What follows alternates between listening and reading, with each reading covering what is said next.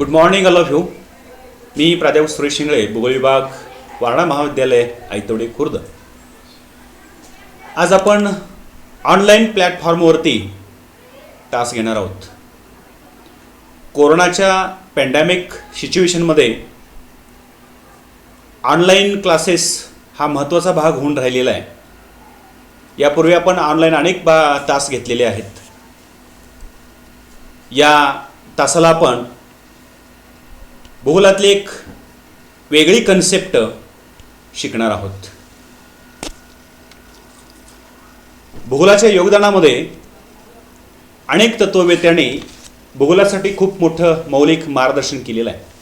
बी भाग 1 semester 1 paper number 1 topic number 1 प्राकृतिक भूगोल अर्थात फिजिकल जिओग्राफी. या भूगोलाच्या संदर्भामध्ये आज आपण जी कन्सेप्ट बघणार आहोत त्या कन्सेप्टचं अर्थात संकल्पनेचं नाव आहे डेफिनेशन ऑफ जिओग्राफी अर्थात भूगोलाच्या व्याख्या. प्रस्तावनेमध्ये आपल्याला असं म्हणता येईल की निसर्ग मानव कल्याणाचे वसुंधरेचे घर शोभावे, प्रसन्नतेच्या जनमनातून मानवतेचे मंदिर व्हावे. तात्विकदृष्ट्या आपण ज्यावेळी विचार करतोय त्यावेळी निसर्ग आणि मानव यांचं कल्याण साधणारी अशी ही पृथ्वी आहे. या पृथ्वीला आपण वसुंधरा या नावानं देखील ओळखतो. आणि मग ह्या पृथ्वीवरील निसर्गाचं आणि मानवाचे जे संबंध आहेत ते संबंध खूप चांगल्या पद्धतीनं असायला पाहिजेत. आणि मग हे संबंध चांगले ठेवण्यासाठी ही पृथ्वी आपल्या सर्वांना जगवण्याचं काम करते. आणि म्हणून ह्या पृथ्वीला आपण वसुंधरा म्हणतो. भूगोल विषयाला न्याय देण्याचं काम ह्या पृथ्वीच्या अभ्यासातून होताना आपल्याला दिसतंय. आणि म्हणून ह्या पृथ्वीला बहुरत्न वसुंधरा असंही आपण म्हणतो. निसर्ग आणि जीवसृष्टी यानं नटलेली ही भूमी म्हणजेच ही पृथ्वी वसुंधरा.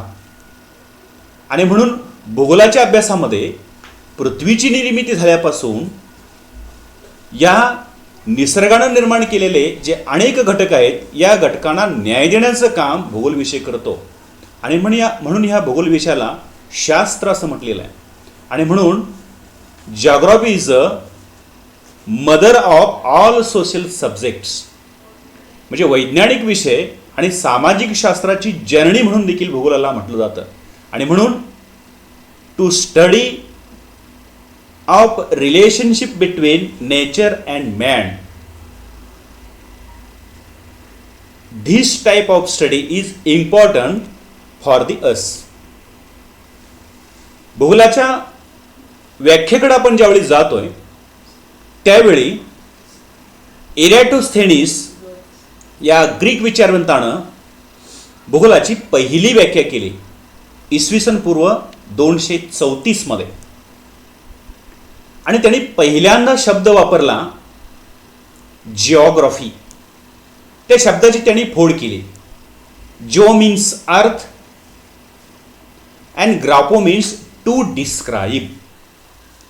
अर्थ या इंग्रजी शब्दाला मराठीमध्ये पृथ्वी असं म्हणतात आणि टू डिस्क्राईब याला मराठीमध्ये वर्णन करणे असं म्हणतात. आणि म्हणून डिस्क्रिप्शन ऑफ दी अर्थ पृथ्वीचं वर्णन करणे म्हणजे भूगोल ही पहिली व्याख्या इसवी सन पूर्व 234 मध्ये ग्रीक विचारवंत एरॅटोस्थेनीसनं वापरली. ग्रीक संस्कृतीमध्ये भूगोलाचे अध्ययन अनेक संदर्भांनी वापरलं जातं. भूगोल म्हणजे पृथ्वीचा गोल हा शब्द देखील संस्कृतमधून आहे तसा घेतलेला आपल्याला पाहायला मिळतो. आणि म्हणून ऐतिहासिक पार्श्वभूमी जर आपण बघितली ती ऐतिहासिक पार्श्वभूमी खूप मोठी असलेली आपल्याला पाहायला मिळते. त्या ऐतिहासिक पार्श्वभूमीमध्ये न जाता भूगोलाचा अर्थ आणि भूगोलाच्या व्याख्या या मुद्द्यावरती या तासाला आपण सविस्तर चर्चा करणार आहोत. शब्दशः अर्थ भूगोल या शब्दाचा आपण जर बघितला तर भू म्हणजे जमीन आणि गोल याचा अर्थ गोल आकार. म्हणजे पृथ्वीचा आकार गोल आहे आणि त्या गोल भागावरती जमीन आहे. अर्थात गोल असणाऱ्या जमिनीचा अभ्यास करणारं शास्त्र म्हणजे भूगोल. ही शब्दशः अर्थ झाला. भूगोलाच्या योगदानामध्ये वेगवेगळे संप्रदाय आहेत. या संप्रदायामध्ये मग भूगोल संप्रदायातील फ्रान्स संप्रदाय असेल, इंग्लंड संप्रदाय असेल किंवा अमेरिकन संप्रदाय असेल, ह्या संप्रदायातील वेगवेगळ्या तत्ववेत्यांनी भूगोलाची उंची वाढवलीच. त्या उंचीबरोबर भूगोल नेमका काय आहे, भूगोलामध्ये कोणत्या संकल्पना आहेत आणि त्या समजून देण्यासाठी, ज्ञान वाढवण्यासाठी मौलिक असं काम केलेलं आहे, कार्य केलेलं दिसून येतं. त्याच्यातीलच एक बेसफुल व्याख्या, ज्याला आपण बेस ऑफ डेफिनेशन म्हणतो, अशी एक व्याख्या केली गेलेली आहे. त्या व्याख्येकडे आपण वळू. रिचर्ड हार्टशॉन 1859 साली एक व्याख्या केलेली आपल्याला पाहायला मिळते. ते असं म्हणतात की geography is a concern of accurate, orderly, rational description and interpretation of various characteristics of the earth surface. That is called a geography. म्हणजे पृथ्वीच्या भिन्न गुणवैशिष्ट्यांचे अचूक, सुस्पष्ट, तर्कसंगत विवेचन आणि स्पष्टीकरण करणारे शास्त्र म्हणजे भूगोल होय. म्हणजे रिचर्ड हार्टशॉननी ही जी इंग्लिशमध्ये व्याख्या केली, त्या इंग्लिश व्याख्येचं मराठीमधून अर्थ आपण बघितला की पृथ्वीच्या भिन्न गुणवैशिष्ट्यांचे अचूक, सुस्पष्ट, तर्कसंगत विवेचन आणि स्पष्टीकरण करणारे शास्त्र म्हणजे भूगोल होय. म्हणजे पृथ्वीवरती जी विविध गुणवैशिष्ट्ये आहेत, पर्वत, पठारे, मैदाने, यांचं अचूक सर्वांना कळेल असं, सुस्पष्ट सर्वांना उमजेल असं, समजेल असं, तर्कसंगत, लॉजिकली त्याचा सिक्वेन्स असणंही गरजेचं आहे, आणि त्या सर्व वैशिष्ट्यांचे विवेचन आणि स्पष्टीकरण करणार एक शास्त्र आहे, एक विज्ञान आहे. त्या विज्ञानाला भूगोल असे म्हणतात. प्राकृतिक भूगोल सांगत असताना या प्राकृतिक भूगोलातील हा भाग महत्वाचा आहे, जो निसर्गानं तयार केलेला आहे. याबरोबरच याच्यामध्ये मानवी भूगोल असा एक शाखेचा भाग आहे. आणि मग ह्या मानवी भूगोलामध्ये कुमारी एलन सॅम्पल म्हणते, human geography is a interrelationship between unresting man and unstable earth. याचा मराठीमध्ये अर्थ असा आहे की मानवी भूगोल म्हणजे अस्थिर पृथ्वी आणि चंचल मानव यांच्यातील बदलत्या संबंधांचा अभ्यास करणारं शास्त्र म्हणजे मानवी भूगोल. म्हणजे ही पृथ्वी अवकाशामध्ये ती अस्थिर आहे, मानव स्थिर नाही, तोही चंचल आहे. मानवाच्या स्वभावातील चंचलपणा आणि निसर्ग परिवर्तनशील आहे, ह्या दोन्ही बदलांचा अभ्यास करणारं शास्त्र म्हणजे मानवी भूगोल. म्हणजे प्राकृतिक भूगोल आणि मानवी भूगोल ह्या दोन्ही शाखेंच्या वेगवेगळ्या व्याख्या देखील आपल्याला पाहायला मिळतात. याच्या दोन्हीतील फरक करण्यासाठी ही दुसरी व्याख्या तुम्हाला मी सांगितली.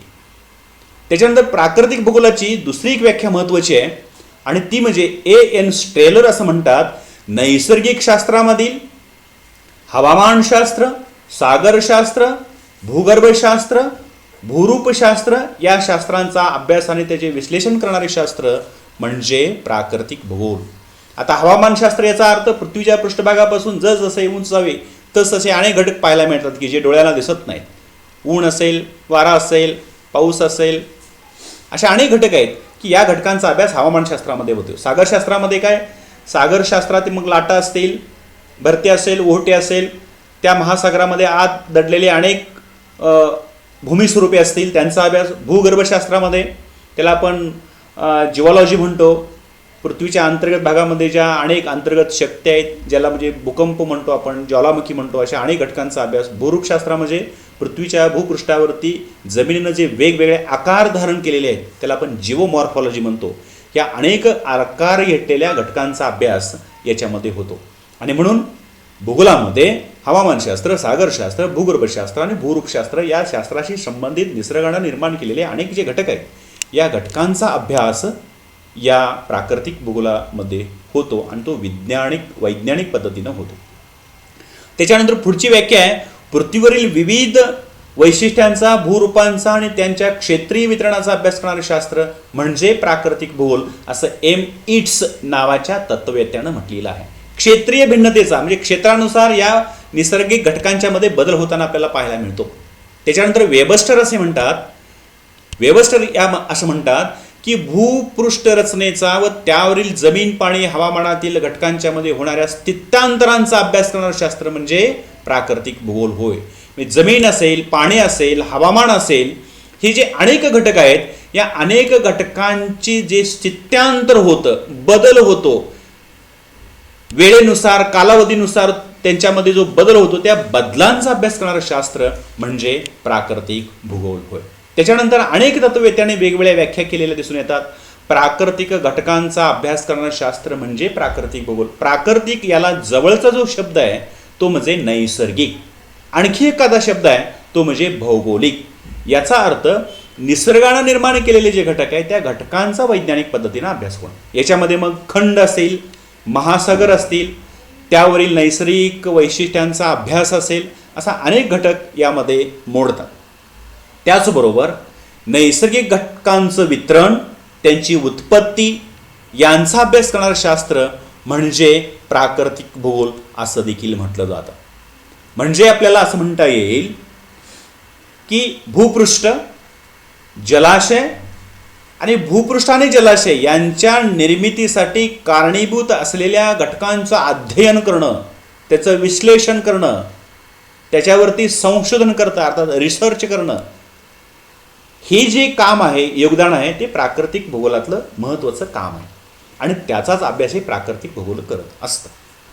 आणि म्हणून भौगोलिक घटकांचा अभ्यास करणारं शास्त्र म्हणजे भूगोल होय असं म्हणावं लागतं. थोडक्यात प्राकृतिक भूगोल म्हणजे पृथ्वीच्या पृष्ठभागावरील शिलावरण, जलावरण, वातावरण आणि जीवावरण या सर्व आवरणाचा शास्त्रीय पद्धतीनं होणारा अभ्यास म्हणजे प्राकृतिक भूगोल होय. आणि म्हणून ह्या प्राकृतिक भूगोलांच्या मध्ये वरील अनेक व्याख्यांचा आपण ज्यावेळी विचार करतो त्या व्याख्येतून असा अर्थ बाजूला निघतो, to the study of nature and man relationship.